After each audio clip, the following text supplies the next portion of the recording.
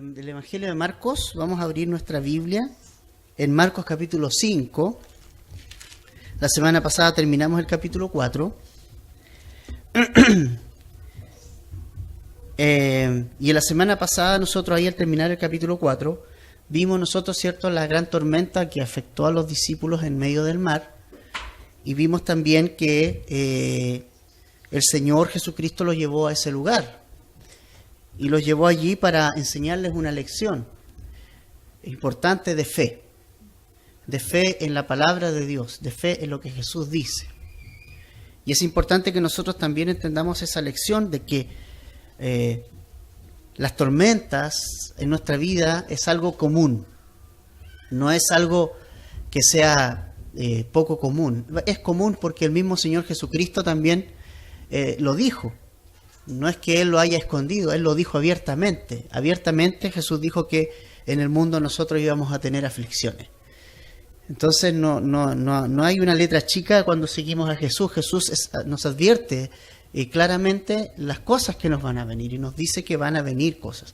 A sus discípulos le dijo aún cosas peores, ¿cierto? A sus discípulos les dijo: ustedes van a padecer por mi nombre, ustedes van a sufrir persecución por mi nombre y ustedes van a morir por mi nombre. Y eso fue lo que ellos hicieron.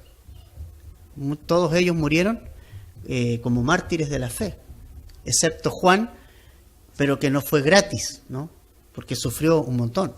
Fue desterrado a la isla de Patmos, ahí donde él escribió, el Señor le reveló el Apocalipsis, donde él escribió las cosas que iban a suceder, la revelación de Jesucristo, y sufrió mucho estando allí, ¿ya? Entonces, es interesante que nosotros entendamos que como cristianos no estamos exentos de pasar dificultades ni problemas, y lo vimos la semana pasada, pero sí lo que nosotros podemos hacer es confiar en la palabra de Dios en esos momentos, aferrarnos a ella y creerla, porque es ahí donde nosotros muchas veces fallamos y a veces decimos tener fe, ¿cierto?, en Jesucristo, pero a veces se nos pierde y se nos desvía la visión y la vista, y nuestra vista empieza a ver las dificultades antes que a Jesús. Y a veces esas dificultades pueden ser anegadoras, pueden ser muy grandes, como esta gran tormenta que casi anegó el barco de los discípulos. Casi lo anegó, estuvieron al borde de la desesperación, pero aún así Jesús estaba ahí, y aún así nosotros podemos entender que Jesús estaba en ese lugar y Él iba a hacer algo, sin duda alguna iba a hacer algo. No iba a dejar a sus discípulos así, y Él les había dicho que iban a pasar al otro lado, que iban a llegar a la otra orilla. Por lo tanto, podemos confiar en la palabra de Dios, podemos confiar en ella plenamente. Y luego de esa lección en la mitad del mar, nosotros podemos decir: bueno, se acabó, se terminó, la tormenta ya fue del pasado, pero ahora vamos a ver una historia que continúa al otro lado. Jesús pasa al otro lado con los discípulos, atraviesa más o menos una anchura de 8 kilómetros y llega al otro lado. Llega al otro lado. ¿Y qué le espera al otro lado? Vamos a ver que le espera otro desafío a los discípulos más. Porque la vida del discípulo de Jesús es así. Pensamos que terminamos con una cosa y tenemos que seguir. Y continuamos. Seguimos adelante, porque somos discípulos todo el tiempo. El título del estudio de hoy es Verdaderamente Libre, y vamos a hacer referencia a este hombre endemoniado, el endemoniado de Gadareno, de la región de Gadara, y vamos a ver qué sucede en esta historia bien particular. Por favor, capítulo 5, versículo 1, hasta el versículo 20 de Marcos.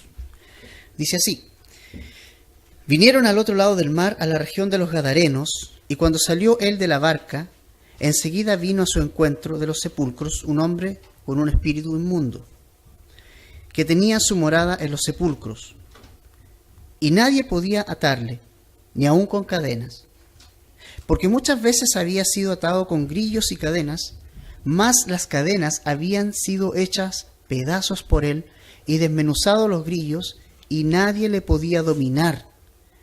Y siempre de día y de noche andaba dando voces en los montes y en los sepulcros e hiriéndose con piedras. Cuando vio pues a Jesús de lejos, corrió y se arrodilló ante de él, y clamando a gran voz dijo: ¿Qué tienes conmigo, Jesús, Hijo del Dios Altísimo? Te conjuro por Dios que no me atormentes. porque le decía: sal de ese hombre, espíritu inmundo. Y le preguntó: ¿cómo te llamas? Y respondió diciendo: Legión me llamo, porque somos muchos. Y le rogaba mucho que no los enviase fuera de aquella región.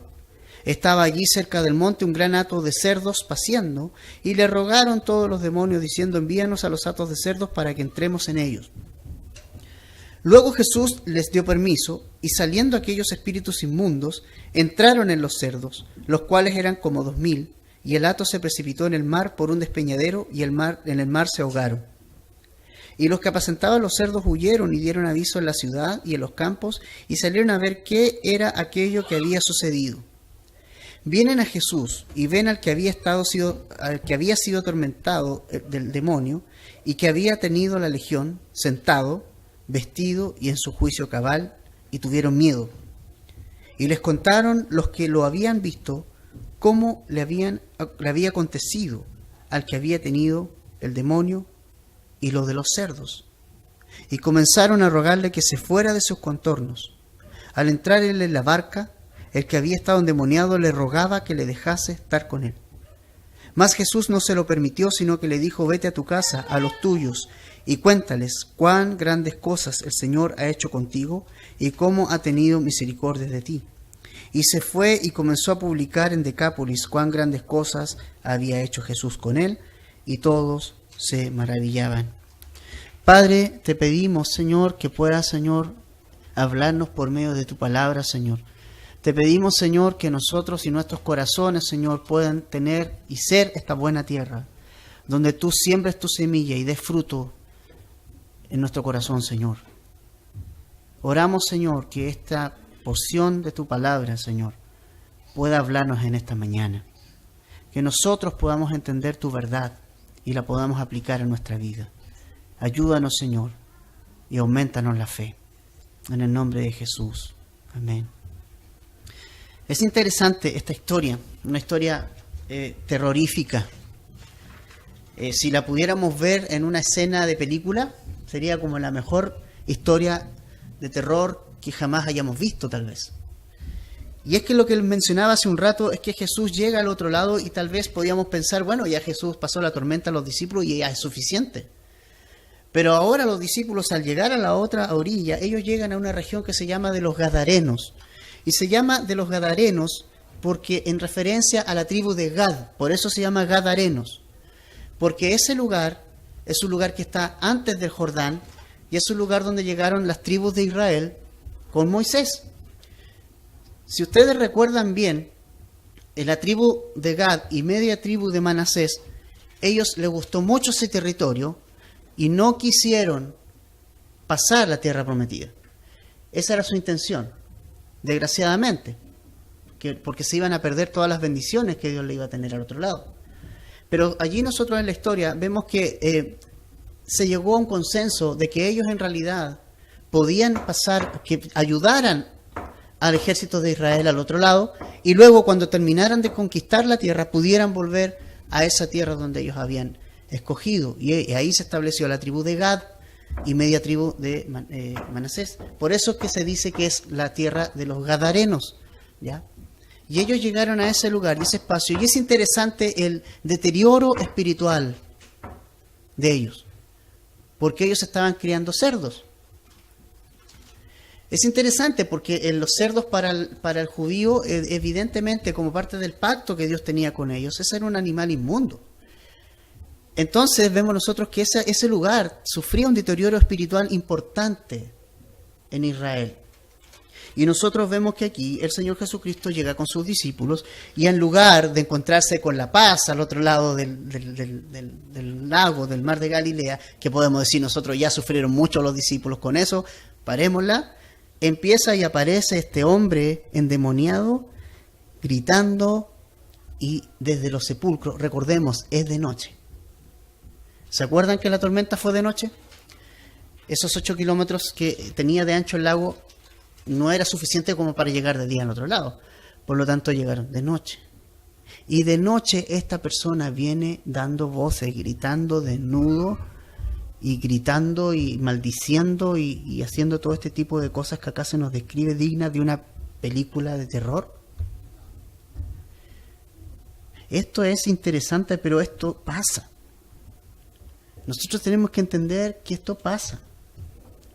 Satanás tiene muchas personas poseídas. Los demonios poseen personas. No estamos hablando de un cuento de hadas ni de digamos, de algo que sea una fábula. No, Satanás, a través de sus demonios, posee personas. Y en el tiempo de Jesús lo vemos mucho. Hoy día tal vez se ve menos, pero igualmente se ve y puede ser verdad. Lo que sí nosotros tenemos que entender es que nosotros como cristianos nunca vamos a enfrentar esa problemática. ¿Se acuerdan lo que dice Efesios? Lo estudiamos. Dice que nosotros el día en que creímos el Evangelio, creímos en Él, ¿verdad? El Señor vino a nuestro corazón. ¿Y qué hizo? Puso su Espíritu Santo dentro de nosotros. ¿Y qué más hizo? Nos selló con el Espíritu Santo. Entonces, ¿tú crees que el Espíritu Santo va a permitir que entre Satanás a tu corazón? ¿Que entre un demonio? No.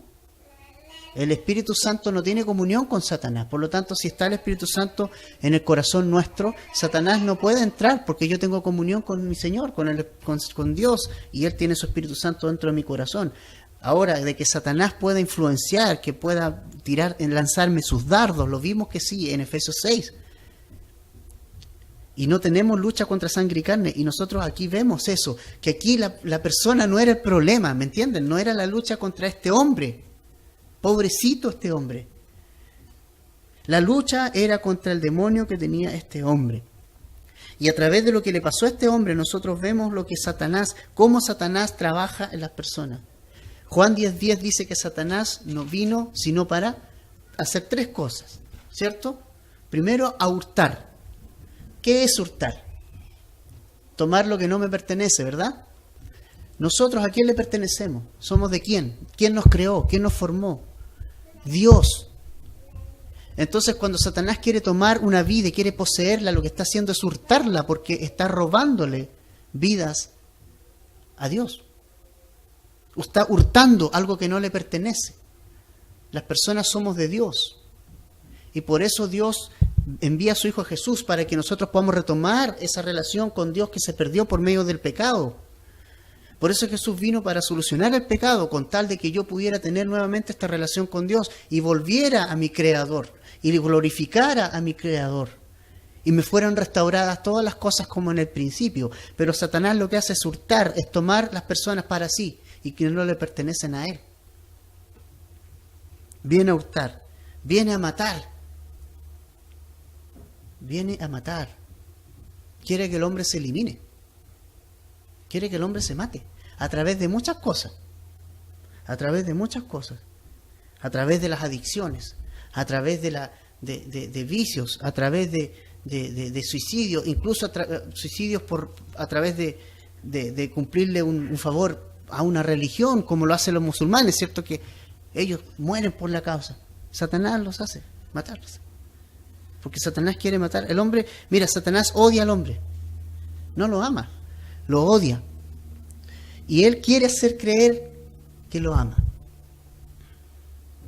Engaña a la gente, pero lo odia. Y lo tercero que hace Satanás es destruir al hombre. ¿Ya? Entonces, si nosotros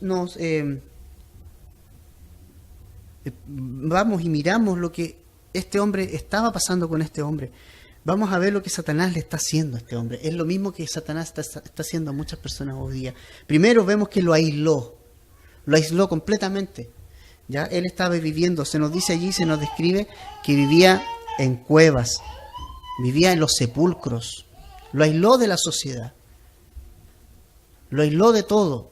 Estaba ahí en los sepulcros y vivía en los sepulcros. Imagínate lo que era vivir ahí, en las tumbas, en los sepulcros, en el cementerio prácticamente.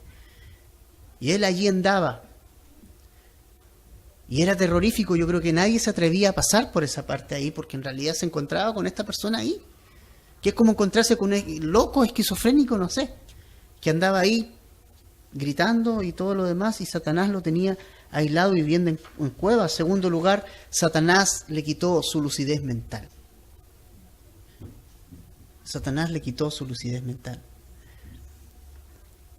Y esto también es interesante porque yo tuve la oportunidad, Dios me dio la oportunidad un par de años de trabajar en un hogar protegido, que era un hogar para personas con problemas de esquizofrenia, que estaban compensadas por medio de un tratamiento, ¿ya? Y en realidad era interesante diferenciar entre una persona que realmente había un tema más físico, más de funcionamiento a nivel cerebral, un tema más de enfermedad, ¿cierto? Pero también se distinguía cuando muchas de esas personas tenían un demonio dentro del corazón. Porque su visión, su vista y su presencia provocaba, intimidaba y provocaba temor. ¿Y quién provoca temor?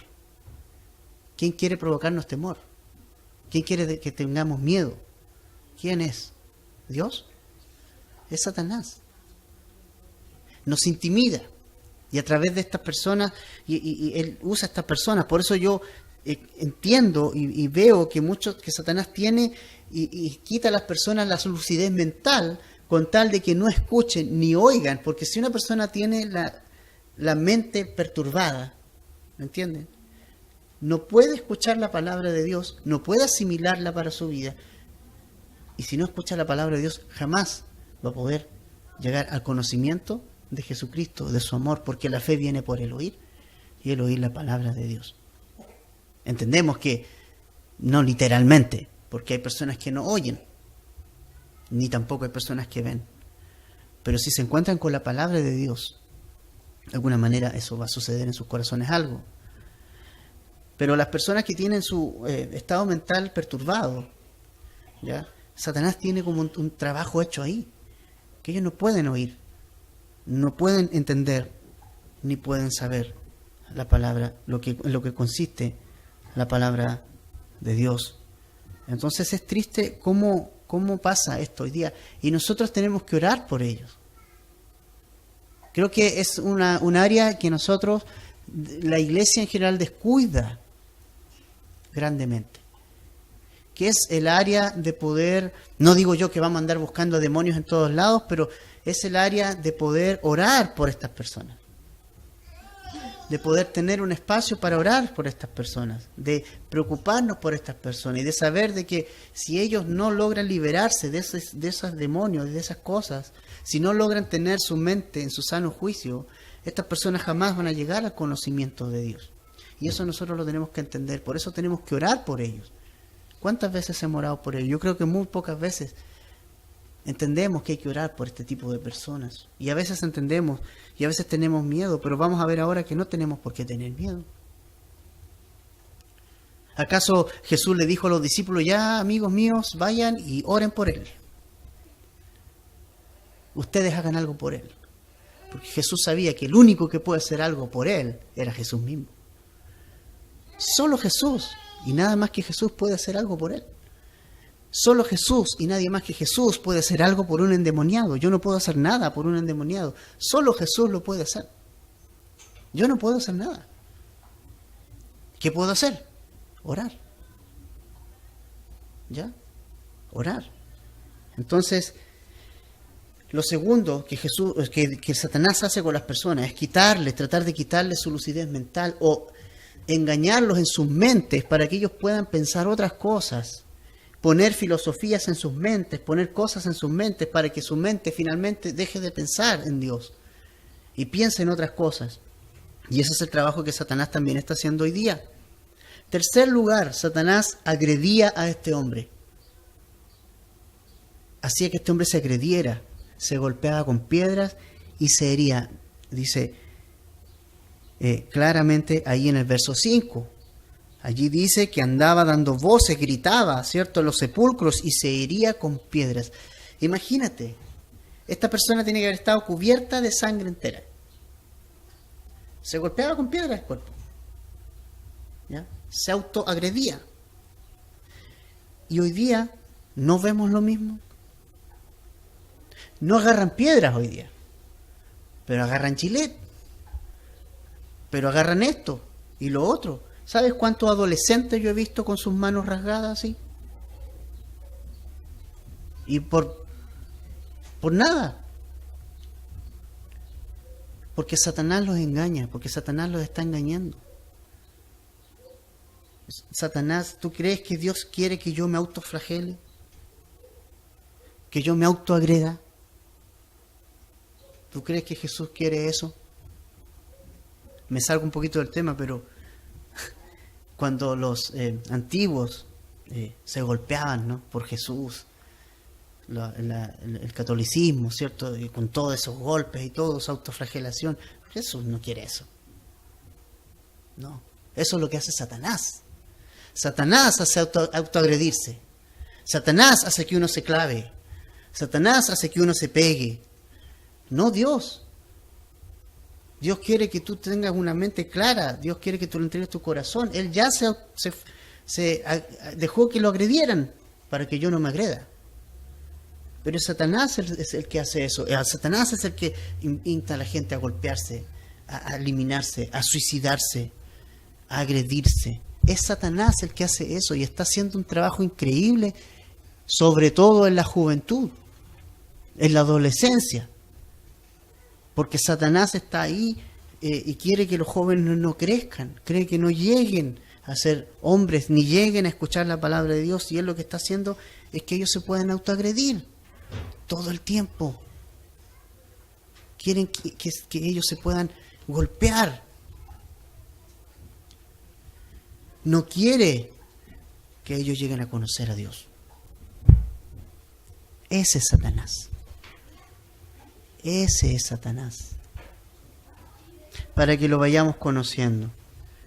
Sí, hay gente que se autoagrede y es porque Satanás está haciendo un trabajo allí.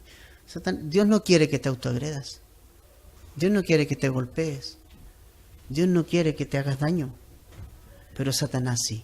Ahora, hay muchas formas en que Satanás usa para que te agredas a ti mismo. Las drogas son una forma, ¿no? ¿Cuáles son las formas de que la persona se agreda a sí mismo? A través de las drogas. Que puede ser placentero en principio, pero tiene un final, en el fondo, que te estás agrediendo, te estás haciendo daño. Tú sabes que esas sustancias te están provocando algo en tu cuerpo. Y te estás agrediendo y cada vez tú pierdes los deseos de vivir.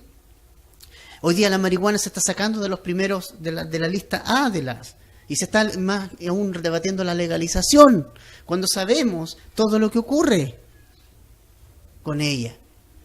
Sabemos que actúa a nivel cerebral. Cualquier persona que tenga 2 dedos de frente y sepa lo que científicamente pasa, ya va a entender que es peligroso. Ahora, a veces para empatar dicen, pero que el alcohol igual es legal. Tampoco debería serlo. ¿Me entienden? Son cosas que van haciendo al hombre autoflagelarse. Y el demonio y Satanás aquí, a través de estos demonios, está haciendo que este hombre se golpee, se agreda y todo lo demás. Y eso es lo que Satanás busca: matar, hurtar, destruir y terminar con la vida del hombre. Ahora, ante situaciones como esta, imaginémonos la imagen: llega Jesús, llegan sus discípulos. No se nos aparece que aquí mencionados los discípulos, pero estaban. No sabemos dónde estaban, si estaban escondidos detrás de Jesús, o estaban haciendo algo, pero llegó este endemoniado y llega a gritarle al Señor y pidiéndole y rogándole que por favor no lo pudiera enviar al abismo. Imagínate lo terrible que debe ser el abismo, ¿no? Que aún los demonios le tienen miedo al abismo. Ahora, quiero que nos concentremos en que ante situaciones como esta persona que está totalmente fuera de sí, golpeándose, gritando como loco, metiéndose a los sepulcros, saliendo de los sepulcros, desnudo, se nos describe en otro evangelio, en Lucas, que estaba desnudo. ¿Ya? ¿Qué intentan hacer las personas? Fíjense ustedes que en el verso 3, ¿ya? Dice que en el 4, que las personas muchas veces intentaron, ¿qué cosa hacer? Amarrarlo. Intentaron encadenarlo, ¿cierto? Intentaron dominarlo. Pero acá se nos dice que todos esos intentos por el mismo hombre, por tratar de mantenerlo y de dominarlo, porque ese era el objetivo, dominar a esta persona, fueron infructuosos porque él tenía tanta fuerza que agarraba los grilletes y los rompía y seguía. Así que ya cuando la gente se rindió, le dijo, ya, vamos, dejémoslo y chao, vámonos mejor. ¿Ya? Y es interesante esto, porque aquí nosotros en este punto vemos que el hombre es incapaz de hacer algo. El hombre es incapaz de dar libertad al mismo hombre. Con todas las cosas. Hoy muchos intentan dar respuestas. ¿Ya? Muchos dicen, bueno, las adicciones, bueno, se está matando por las drogas, bueno, hagamos algo, ¿no? Hagamos algo, creemos políticas públicas para poder terminar con el flagelo de la droga, así se le menciona en el discurso, para terminar con esto, para que los jóvenes no se hagan más daño, y los intentos del gobierno son enormes, y invierte una cantidad de plata impresionante, y yo sé la cantidad de plata que invierte el gobierno, porque yo trabajo en un programa de rehabilitación, y sé cuánta plata mete, y para nada, es para nada, es plata perdida. Porque esas son las cadenas que el hombre le quiere poner al ser humano para controlarlo. Pero el ser humano va y hace esto, ¡pum!, y se saca las cadenas. El programa de rehabilitación te dice, mira, tú tienes que hacer esto y tienes que seguir esto, y no lo siguen, y llegan hasta cierto punto, y vuelve, y se vuelve a romper las cadenas, y esta persona vuelve a sus antiguas adicciones, porque no hay libertad plena. Porque no hay libertad plena. Porque hay un problema mucho más profundo. Y es un problema espiritual. No es un problema de la sociedad. Es un problema que la gente tiene con Dios. Y eso es importante que nosotros lo sepamos. El hombre se esfuerza en dar esas como recetas, esas de poner estas cadenas, ¿no? Como autocontrol. Mira, usted tiene problemas con su carácter, autocontrol. Usted no puede controlarse. No podemos controlarnos. Santiago dice que la lengua es un tan pequeño miembro y nadie la puede controlar. Ninguno de nosotros la puede controlar. Hay personas violentas y que no pueden controlar su violencia porque simplemente no pueden controlarla. Y aunque le hagan todas las terapias del mundo, nunca la van a controlar. Porque no hay libertad en lo que puede hacer el hombre. ¿Me entienden? No hay libertad en lo que yo mismo pueda hacer, ni en lo que otro pueda hacer por mí. No hay libertad. ¿Cuántos intentan dominar sus impulsos, un mal hábito? ¿Cuántos intentan dejar un mal hábito? ¿Cuántos intentan dominar su sexualidad, que es loca, es desordenada, que se duermen cada día con una mujer diferente? ¿Y cuántos la quieren controlar? Pero no pueden. Y como no pueden, después se justifican. Porque ya no pueden. Porque no hay libertad en el hombre, no hay libertad. Y van a visitar al médico y se mete en la psiquiatría, se mete en la psicología, se mete se mete el otro, y todos forman un equipo y tratemos de arreglar a este chico. Y como ya no se pudo, inventan nuevas terapias, reducción de daño. Ya no pudimos, ¿cierto? Ya no pudimos, así que reduzcamos el daño nomás. Pero es esa incapacidad que tiene el hombre de decir, no podemos. Aquí lo intentaron. Lo intentaron amarrar, lo intentaron poner cadenas, ¿cierto? ¿Y qué hizo el hombre? ¡Pah! ¡Chao! No sirven. No sirven. Él necesitaba otra intervención. No nos mintamos a nosotros mismos. Cuando yo no puedo controlar algo, créanlo, nadie lo va a poder controlar, excepto Jesús. Solo Jesús. Y para eso tengo que ir a los pies de Cristo. Y tengo que entregar esa adicción, ese poco dominio de mi cuerpo, esa carnalidad, ese pecado sexual, esos malos hábitos, y entregarlos a los pies de Cristo, ir a los pies de Cristo y matarlo allí. Decir, Jesús, toma tú esto, te lo entrego, entregárselo a Él. Y Jesús puede hacernos libres, el único que puede hacernos libres y verdaderamente libres. Ahora, Jesús entra en un diálogo con el endemoniado y allí se nos dice, ¿verdad?, que empieza a hablar con él, y es interesante eso, que empieza a hablar con él, empieza a conversar, porque salió medio porfiado, como que no quería irse de ahí. Y le dijo, ¿cómo te llamas? En el verso 9, ¿cierto?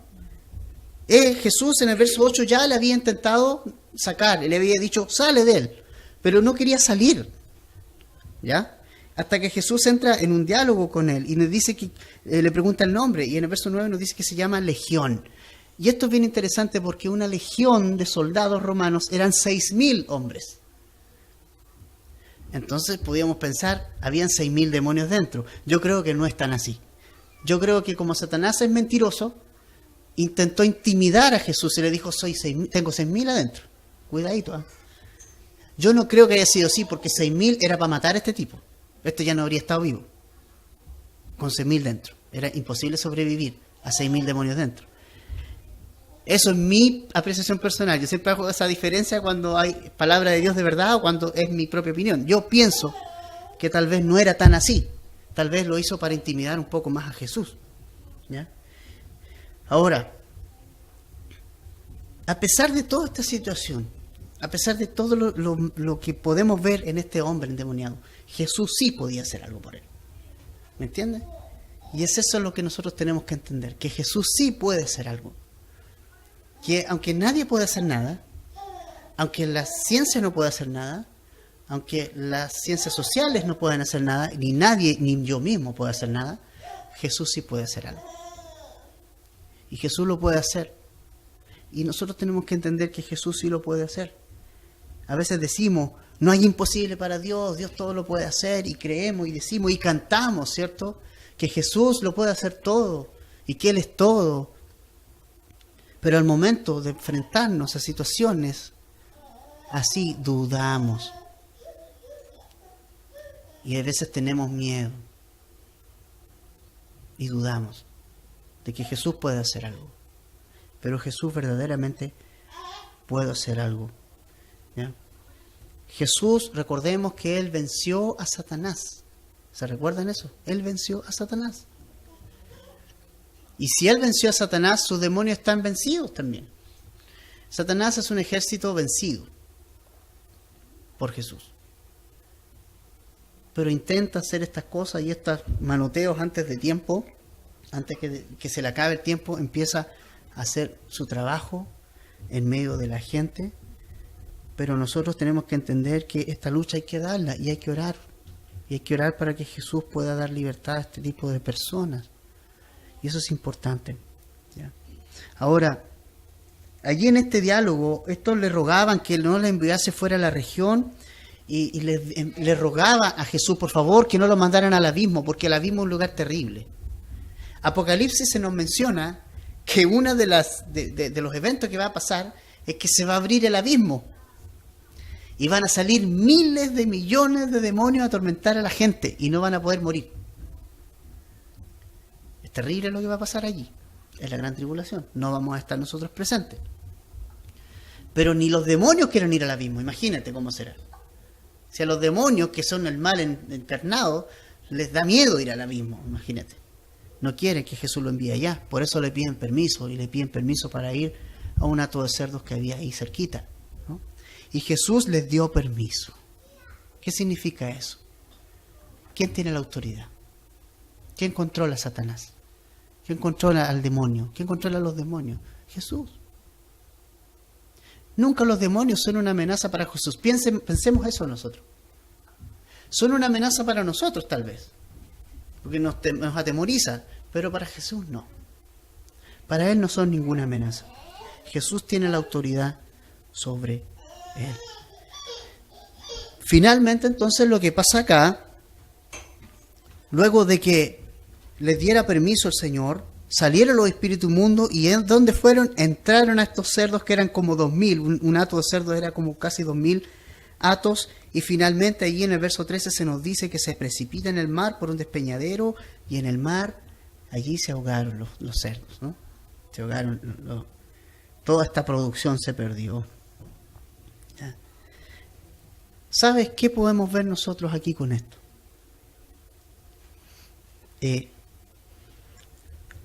El alma de un hombre, ¿ya?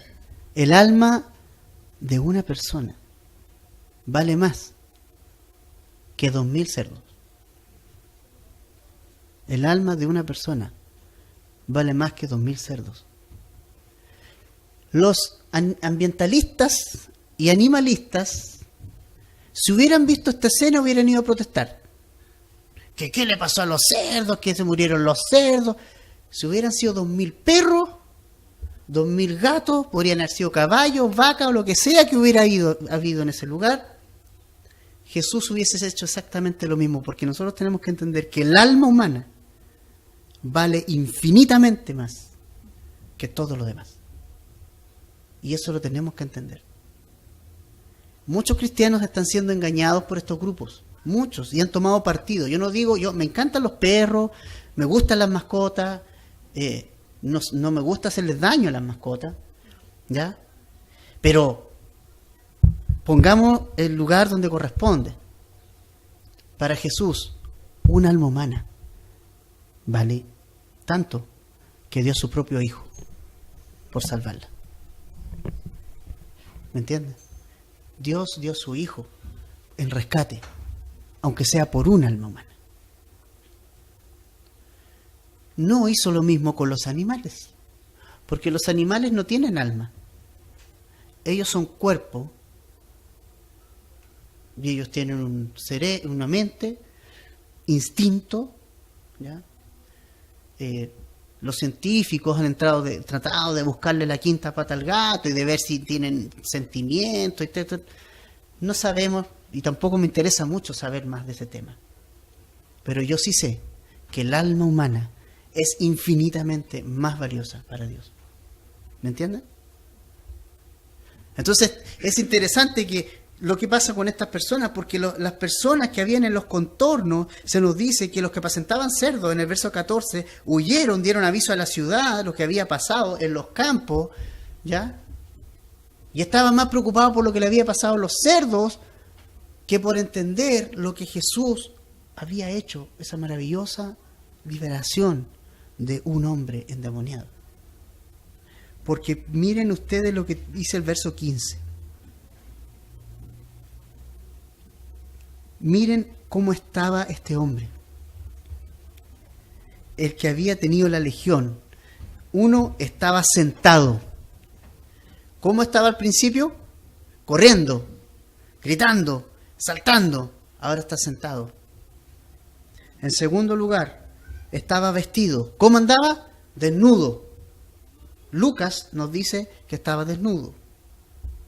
Tercero, en su juicio cabal, ¿cómo estaba? Perturbado mentalmente. Es decir, este hombre recibió la completa libertad y la verdadera libertad y sanidad, que involucró las tres cosas. Jesús le dio a este hombre lo que el hombre nunca pudo hacer. Y eso es lo que Jesús puede hacer en la vida de nosotros. Una gran obra. Lo que el hombre no puede hacer, Jesús lo puede hacer en nosotros. Él quiere hacer esta obra. Ahora, la reacción de la gente. ¿Cómo fue la reacción de la gente? Señor, qué bueno que hiciste esto. Mira, vemos a este hombre sano. Gloria a Dios. Glorifiquemos todo. No, la reacción de la gente fue, ándate. Vete. Vete de aquí. ¿Ya?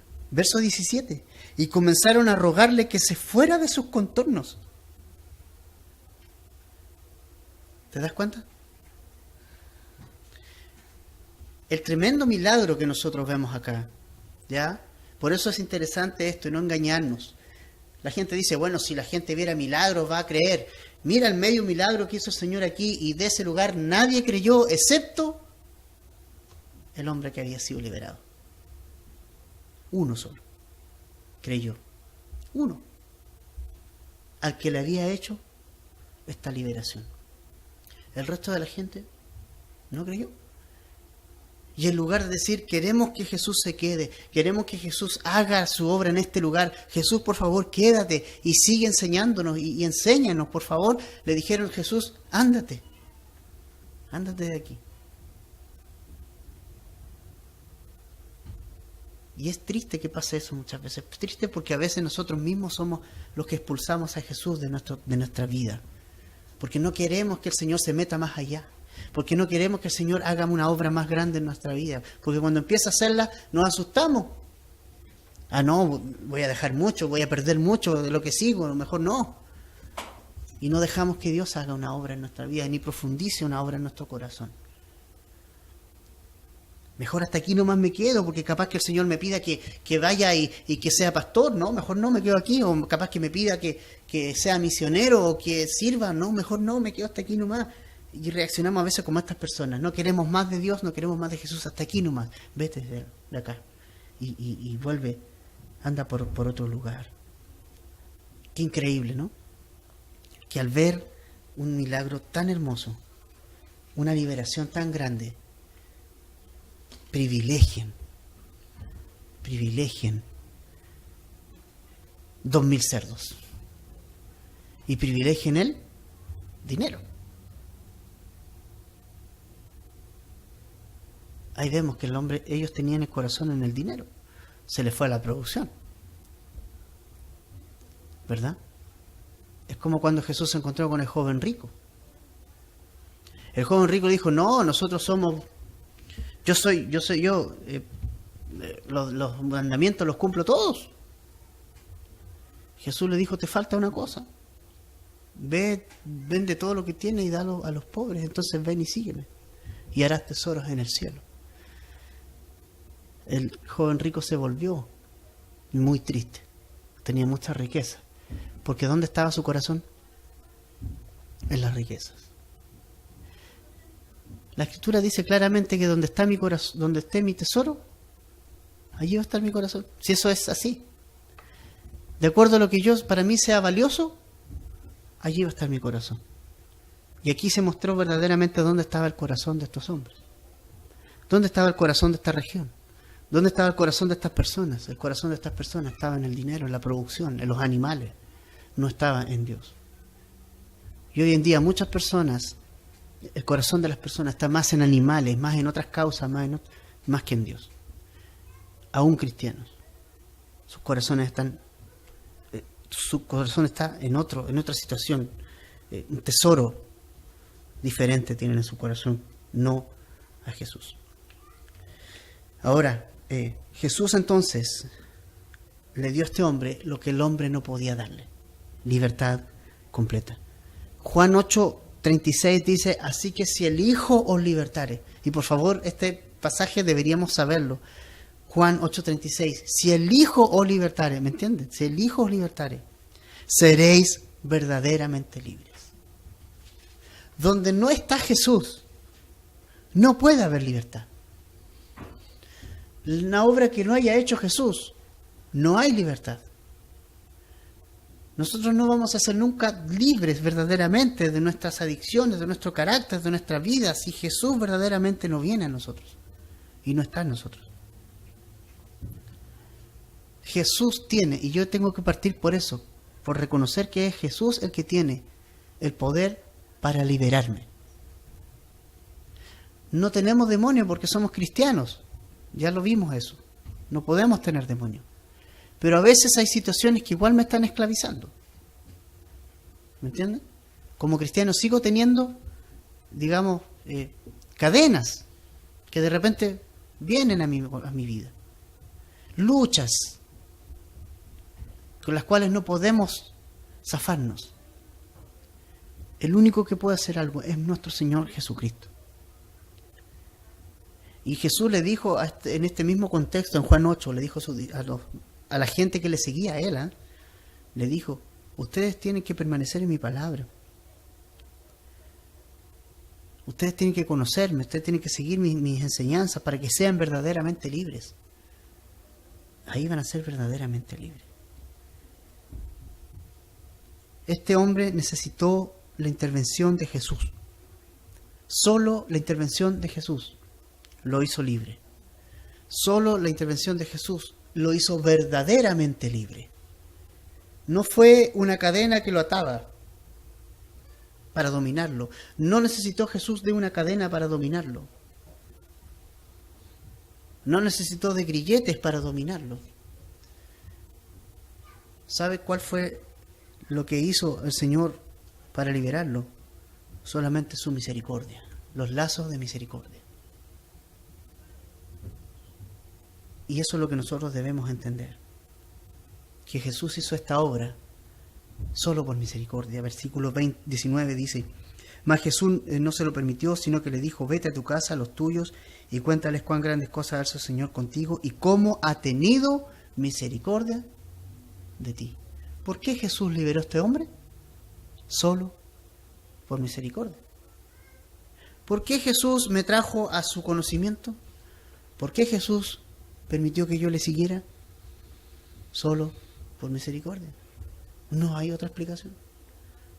Porque Él es grande en misericordia. Porque no tendría por qué haberlo hecho, pero lo hizo. Solamente por misericordia. No por otra cosa. Por último, antes de terminar, quiero concentrarme en los últimos versos. ¿Cuál fue la reacción del endemoniado, el que había estado endemoniado? ¿No? ¿Cuál fue? Señor, quiero seguirte. Quiero ir donde estás. Quiero acompañarte. Eso pasa cuando nosotros vemos la misericordia que Dios ha tenido con nosotros. Cuando yo entiendo todo el amor y la misericordia que Dios ha tenido hacia mí, cuando yo experimento la libertad verdadera que Dios me da por medio de su Hijo, cuando el Señor me ha liberado y me ha libertado, ¿qué quiero hacer yo? Seguirlo. Seguirlo. Esos son los seguidores de Jesús, los espontáneos, no los que se afilian, no los que vienen porque les dijeron, sino por los que siguen por lo que Jesús es, por la misericordia y el amor que ha tenido con cada uno de nosotros. Y este hombre instantáneamente: quiero seguirte, déjame seguirte. Ahora, lo interesante es que el Señor Jesucristo le dijo que no, pero tenía otro ministerio para él. Y eso es interesante. No todos tenemos el mismo ministerio. Y le dijo: tengo otro llamado para ti. Anda a los tuyos. Anda a tu familia. Anda a tu aldea. Anda a tu lugar y dile y cuéntales cuán grandes cosas ha hecho el Señor contigo y cómo, lo más importante, ha tenido misericordia de ti. Habla de la misericordia que ha tenido de ti. Ese es el tema. Habla de la misericordia de Dios. Habla del amor de Dios. Habla de lo que Dios ha hecho. Aún estando como nosotros somos, aún siendo como nosotros somos, Dios ha hecho esto. Eso, publícalo a los tuyos y a tu familia. Hoy en día hay muchos que dicen: yo quiero ser misionero. Quiero seguir al Señor. Pero no le han hablado ni al hermano que tienen al lado en su casa. Eso no es misiones. Si tú quieres ser misionero, tú vas a ser misionero en tu casa. En primer lugar, tus hijos van a oír de ti. Tu familia va a oír de ti. Tus vecinos van a oír de ti. ¿Tú quieres ser misionero? Sé misionero primero en tu casa. Los misioneros no son automáticos, que van a ir a África y allá les van a dar las ganas de hablar. Los misioneros son personas que están constantemente hablando, constantemente testificando de la misericordia de Jesús, y están hablando en su casa, en su entorno, y en su población, y en su sector, y en su ciudad. En su iglesia local están sirviendo, en su iglesia local están hablando. No, allá sí. Allá tengo el ministerio, acá no. ¿No? A veces cometemos también ese error. Pero Jesús fue bien claro con él. ¿Ya? Anda a los tuyos. ¿Qué hizo este hombre? Fue obediente. Fue obediente. Verso 20. Y se fue y comenzó a publicar en Decápolis cuán grandes cosas había hecho Jesús con él, y todos se maravillaban. Este hombre obedeció y este hombre cumplió con el ministerio que Jesús le ordenó. A diferencia, ¿se acuerdan del leproso que vimos hace un tiempo atrás? Que le dijo: no le digas nada a nadie, nada, anda donde el sacerdote y que haga toda la ceremonia de purificación y sé testimonio a él. ¿Pero qué hizo él? Partió a publicarlo a otro lado. Él no obedeció. Tal vez se perdió y no quiso seguir el ministerio que Dios tenía para él. Pero este hombre sí obedeció. y fue a lo suyo y les contó todo lo que Dios había hecho con él y cómo había tenido con él misericordia. Ahora, con esto terminamos. Tal vez tú puedes decir, Jesús no me sacó ningún demonio a mí. Tal vez no ha hecho grandes cosas conmigo. Yo te digo, estamos equivocados. Efesios capítulo 2, versículo 1 al 3, por favor.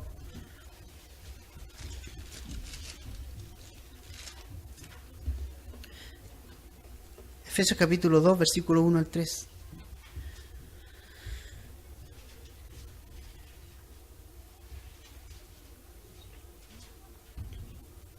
Efesios 2, versos 1 al 3.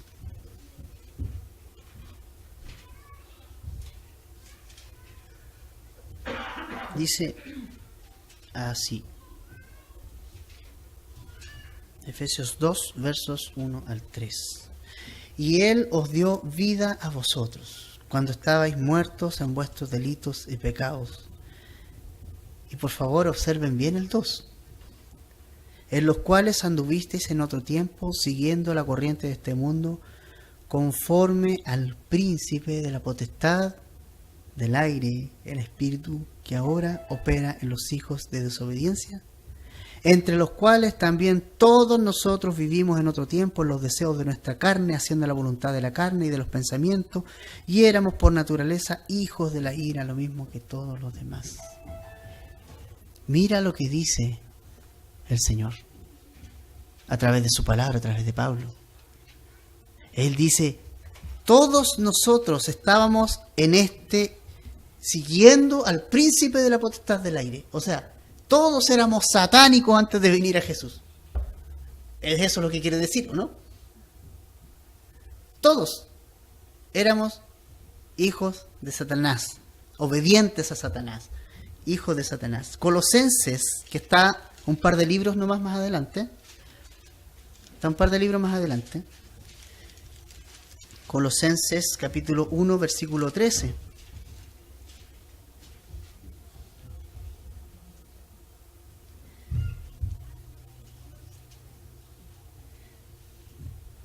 Vamos a leer desde el 11 para que tengamos el contexto.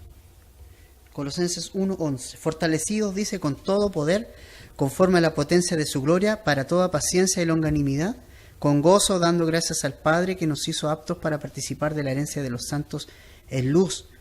Y subraya el 13. El cual nos ha librado de la potestad de las tinieblas. Suena fuerte, ¿no? Pero eso éramos. Y trasladado al reino de su amado Hijo, en quien tenemos redención por su sangre, el perdón de pecados. Fuimos trasladados de las tinieblas, del trono de Satanás, de su reino, al reino de los cielos. Entonces, aunque no tuvimos esa liberación, a lo mejor como experiencia sobrenatural y así como visible, hubo una experiencia sobrenatural en nuestro corazón cuando vino Jesús y tocó nuestras vidas. Porque allí Él nos traspasó y nos trasladó desde el reino de las tinieblas al reino de la luz. Allí nos sacó desde el infierno mismo y nos trasladó a las regiones celestiales en Cristo, como vimos en Efesios. Por lo tanto, ¿qué ha tenido el Señor con nosotros? La misma misericordia que tuvo con este endemoniado. Por lo tanto, Dios también nos dice, anda, ve y anuncia lo que se ha hecho contigo. Si Él nos ha dado vida, entonces sigamos y hablemos de esa vida. Cuando tú recibes una buena noticia, no la mantienes en secreto, ¿cierto? La compartes. Si te viniera una especie de regalo o te supieras una sorpresa o algo, lo primero es ir a comunicar eso y hablarlo y querer decirlo. Mira, me pasó esto, me llegó este regalo, me depositaron tanto dinero en la cuenta, que quieres comunicarlo a todo el mundo. Pues lo que Jesús ha hecho con nosotros es infinitamente más que lo que cualquier persona nos pueda dar. Ha dado vida donde había muerte. No sé si lo has pensado así, pero nosotros íbamos al infierno, ese era nuestro camino. Y de no ser por la misericordia de Dios que se atravesó en nuestro camino, ese camino al infierno hubiera llegado tarde o temprano. Y allí nos hubiéramos ido. Si Jesús no te hubiera llamado, si no hubiese tenido misericordia de ti y de mí como tuvo misericordia de este endemoniado. Y ahora Jesús, ¿sabe lo que nos dice? Habla, anda, habla. No la típica excusa que a veces se dice, no, pero es que mis hechos tienen que hablar. La palabra dice, háblalo, dilo, comunícalo. No esa excusa típica que damos, que no es que mi vida, y al final no habla ni la vida ni las palabras. Usa palabras. A este hombre le dijo, anda y dile lo que Dios ha hecho por ti. La gente no tiene por qué saber. ¿Sabes qué? La gente a veces, nosotros decimos que ya todos saben ya. No. Sorprendente es cuando tú le comunicas el Evangelio a alguien y que ha escuchado miles de veces un sermón en alguna iglesia, pero cuando tú le hablas de Jesús y se quedan como así, ¡ah, qué bueno! Y es sorprendente lo que pasa cuando tú puedes hablar y comunicar lo que Jesús ha hecho por nosotros. Entonces me quedo con la reacción del ex endemoniado, de este hombre libre. Pero cuidado que no nos vaya a pasar y no vaya a ser nuestra reacción como los habitantes de esa tierra, que valoraron más la producción, valoraron más los cerdos, los animales, se perdieron la bendición de tener a Jesús entre ellos y hacer muchas más cosas. Y ellos lo despreciaron. No despreciemos a Jesús y demos a conocer su misericordia, porque su misericordia con nosotros ha sido muy grande. Y vuelvo a decirlo, tal vez no tenemos esa experiencia de que hayan salido 20.000 demonios de nosotros ni nada. ¿Quién sabe? A lo mejor cuando le dimos nuestra vida a Cristo, sí, evidentemente salieron cosas. Nunca sabe. Porque cuando Cristo viene a nuestra vida, a nuestro corazón, saca todo. ¿Verdad? Pero tenemos mucho que agradecerle al Señor y que hablar y comunicar y compartir lo que Él ha hecho por nosotros. ¿Ya? Vamos a orar al Señor. Padre, te doy gracias por esta mañana. Te doy gracias por tu palabra.